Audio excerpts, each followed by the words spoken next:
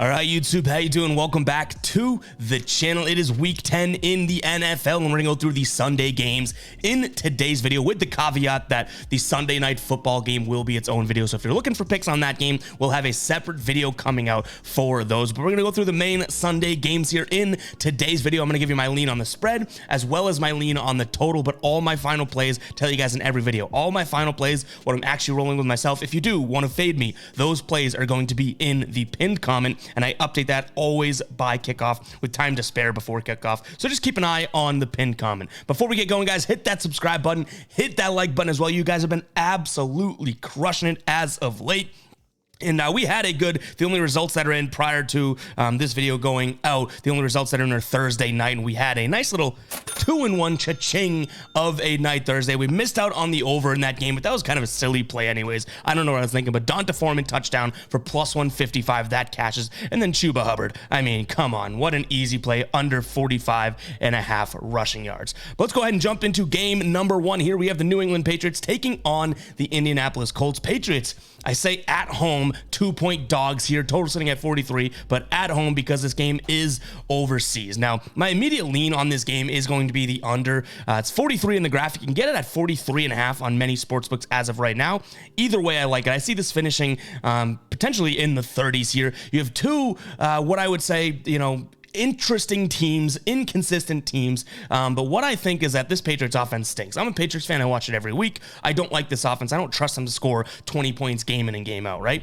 But this Indianapolis offense, yes, they've been able to put up some points in plenty of spots, but when you look at rankings DVOA-wise, the thing that's carrying their offense is actually their run game. 6th ranked offensive DVOA team.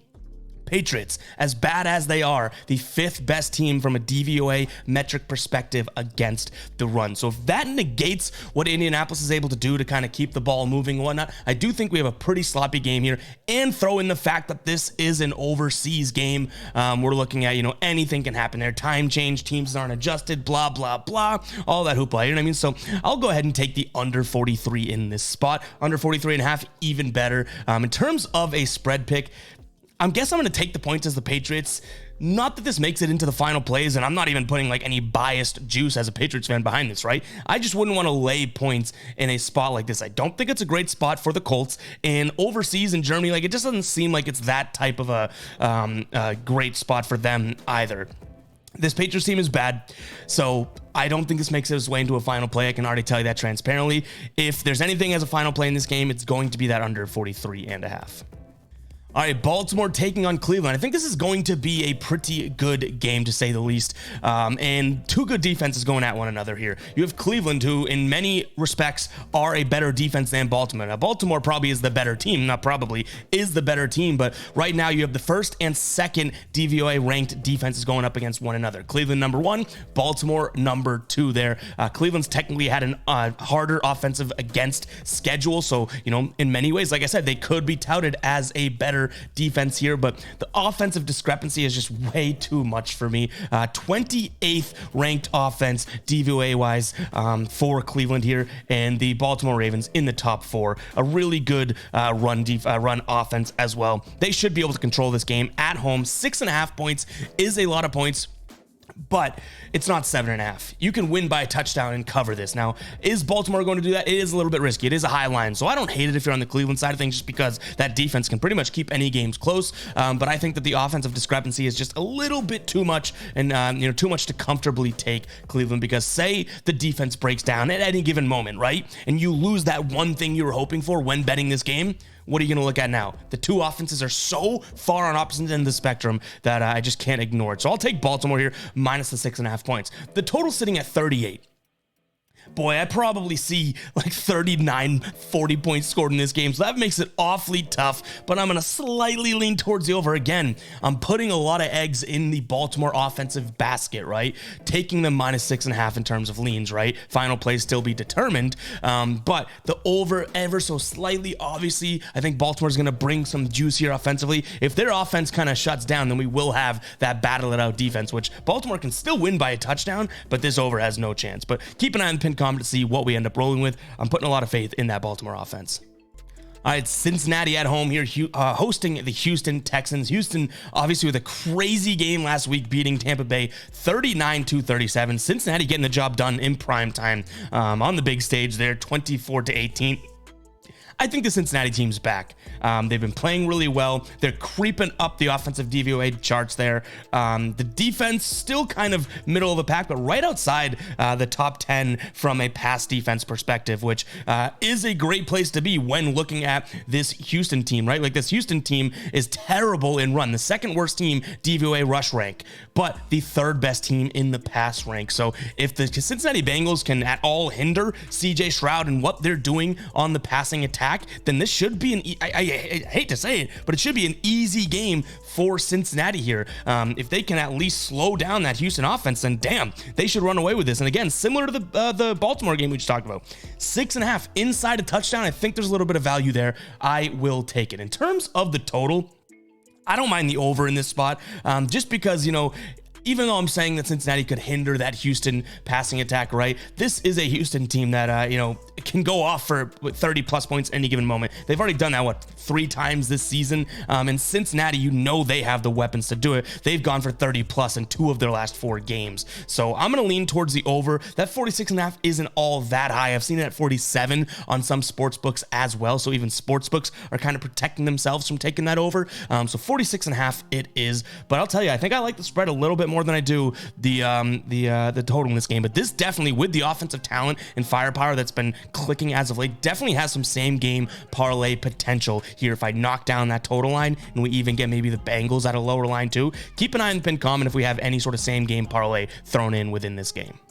All right, guys, before we continue on here, I did want to shout out Sleeper. They have a deal going on right now. Now, at the time of recording, we don't know who the promo square is going to be, but it's either CeeDee Lamb, Amari Cooper, CJ Stroud, or Christian McCaffrey. They're letting the community vote over on Twitter right now for who they should discount by 25%. Check out Sleeper, guys. It's an amazing app from the DFS player prop pick'em perspective. I actually prefer it over the Prize Picks and Underdogs of the world, which are obviously great apps, and we use those too, but Sleeper is unique in the sense that each and every pick you select has its own payout multiplier, so they don't follow the fixed payout structure of each and every play. Has, you know, 3 for 3 goes for you know, X amount, or 2 for 2 is 3 times, that type of thing. No, each and every pick has its own multiplier, so each slip has a unique payout multiplier, and you get 100% of your first deposit match if you use the link in the pinned comment. Again, that link in the pinned comment, you could put in $100. They'll give you 100 free bucks. You'll have a new account balance of 200. Kind of a no-brainer. You want to go cheapo deluxe? Throw in $20. They will give you $20 extra. You'll have a new account balance of $40,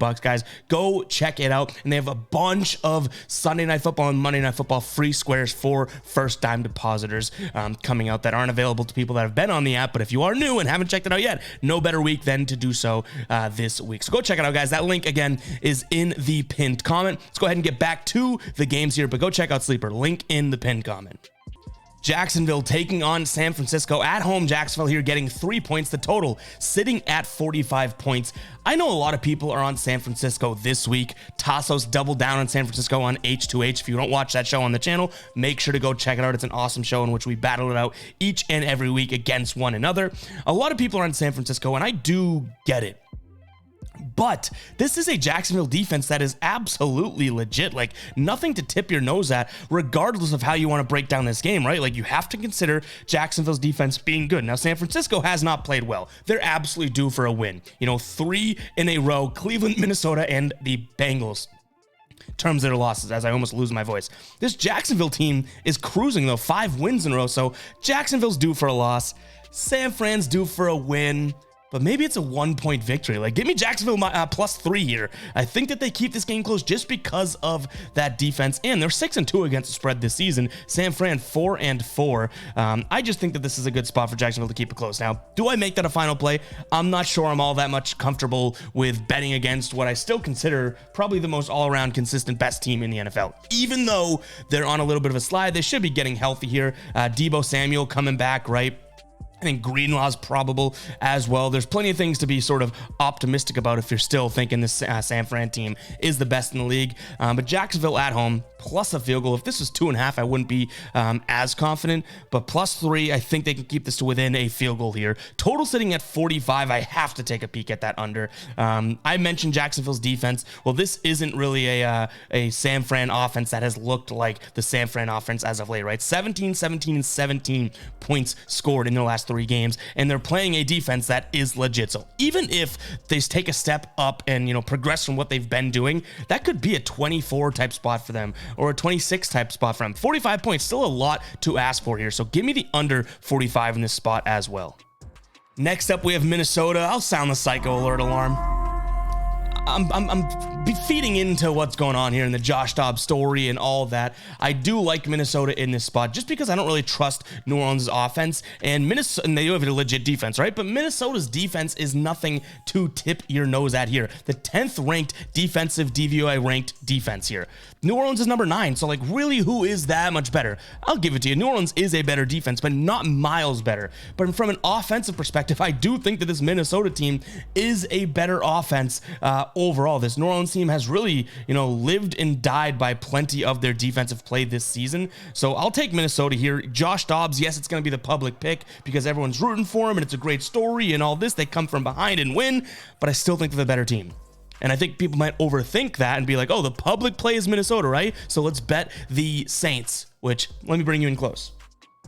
If that happens, the public play will technically be the Saints because everyone overthought themselves, and we'll get some great value on the Minnesota side of things.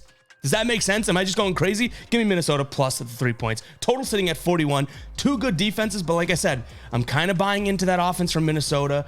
I'll take the over, but if anything, it's going to be the spread pick within this game.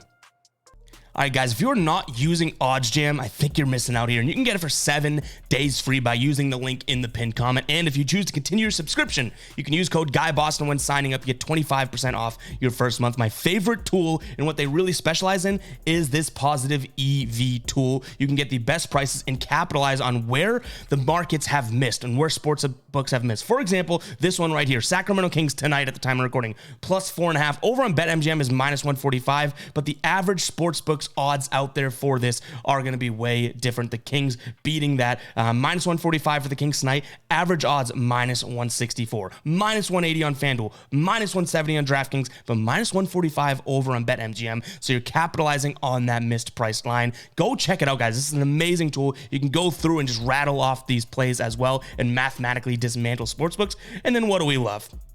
We gotta love the fantasy optimizer, right? If you're on Prize Picks, if you're on Sleeper like we talked about, or Underdog, or any parlay play, this is the way to go. You can see what plays actually have the value based on sports books odds. I'm telling you, not just blowing smoke up your ass. Go try out OddsJam for 7 days free. If you don't want to test it out or keep playing with it after that, then fine. But 7 days free? No brainer, right? Go check it out. Link in the pinned comment. Let's get back to the slate. Next up, we have the Steelers taking on Green Bay. Now, I don't really trust the Steelers, but I am down to absolutely fade Green Bay. So from a bet perspective here, I think I just look at the money line, which is a pretty damn heavy price tag, but Steelers money line seems a little bit more comfortable to me. In terms of points scored, 39 is what we're sitting at right now. That even seems way too high, so I am going to look at the under. The only thing that can make this go over is if, for whatever reason, these two teams, it's so messy that it ends up being incredibly like good field position game and easy touchdowns or a bunch of field goals, in which could put this over because it is a low line to begin with. But I'm comfortable with the under. I'm comfortable with Pittsburgh on the money line. Could even be some sort of a parlay or same game parlay. So keep an eye on that pinned comment because as bad as this game is, there actually could be some value to capitalize on here.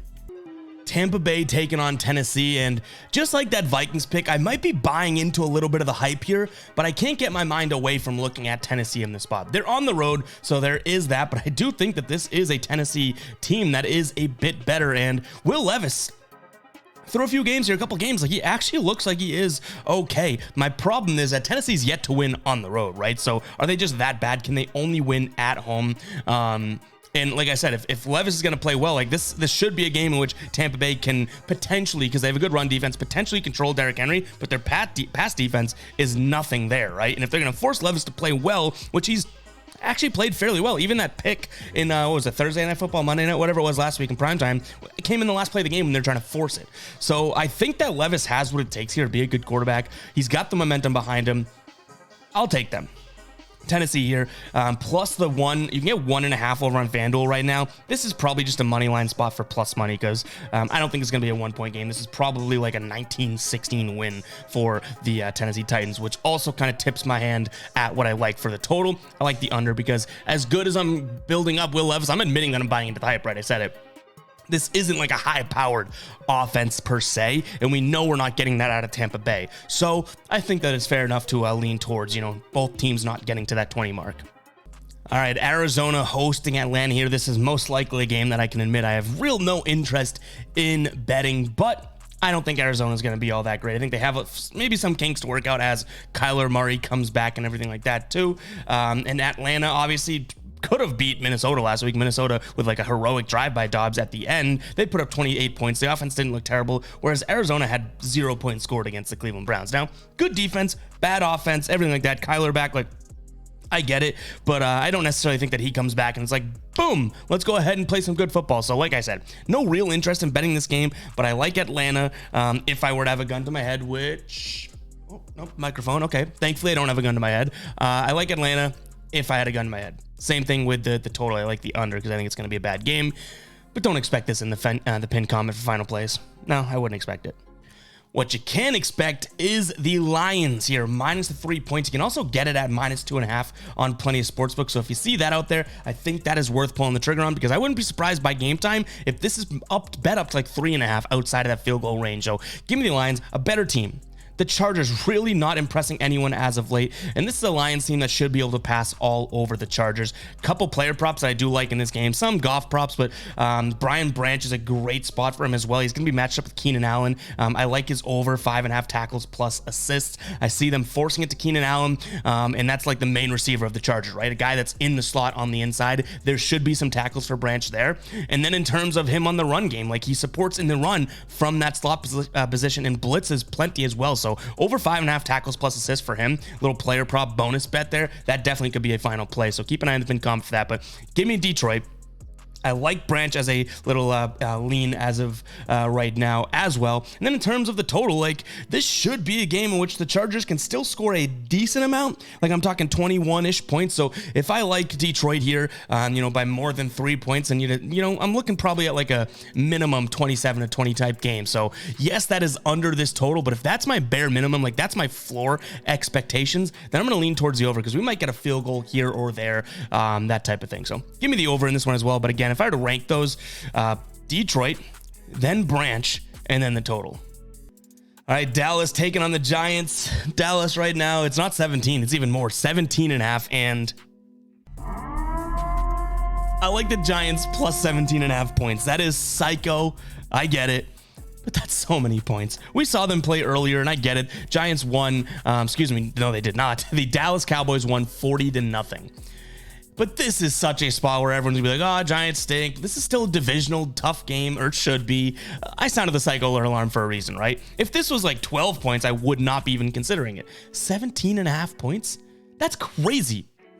Last 10 times they've played, the Giants have covered the spread as well, so something to look for there. In terms of the total 38.5, I guess I have to go with the over, right? If I think the Giants are even going to contribute whatsoever offensively in this game, you got to look at the over. So give me the Giants plus 17.5. I cannot believe that is a play within this video, but it's just too many. Like, I think I'd be crazier, actually, when I think about it, to lay 17.5 points. Why would you even consider that, right? Like, throw the Cowboys into some sort of parlay if you think that that's your play, because that is such a risky number.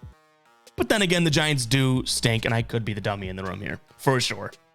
Seattle taking on Washington. Now, I'll jump right out and say I don't know how much I love the total in this game whatsoever, so if anything comes of it, I'll put it in the pinned comment, but I don't think we have much of a total play in this game, but I do like Seattle in this spot. Coming off a really bad loss last week against Baltimore, 37-3. How bad was that, right? They have to be fired up. Washington coming off of like a close scrappy, lucky-ish win against the Patriots, right? This is such a spot for Seattle to say, hey, remember us, we're a really good team. Now, the graphic says -6.5. Over on FanDuel right now, for -115 odds, you can get -5.5, which seems like value to me if you want to go alternate. Alti Ev showing up for business here, right? But I'll go ahead and take Seattle minus the 5.5 points. They're far better than this team. They really are, than this Washington team. And I think, as long as some of their guys play, they have a ton of guys that are probable right now, including Fant, Tyler Lockett, DK, Kenneth Walker, Smith-Njigba, Adams. Like they got so many guys that are crucial to this team that are listed on the injury report, but probable. So if those guys don't play, then yes, we'll probably skip out on this. But if they're healthy enough, 5.5 points to this Washington team, I'll take all day long. Like I said, I don't have much going on the total here. If I had to predict the score, I guess I'm probably looking at like a 23-18 type of a game.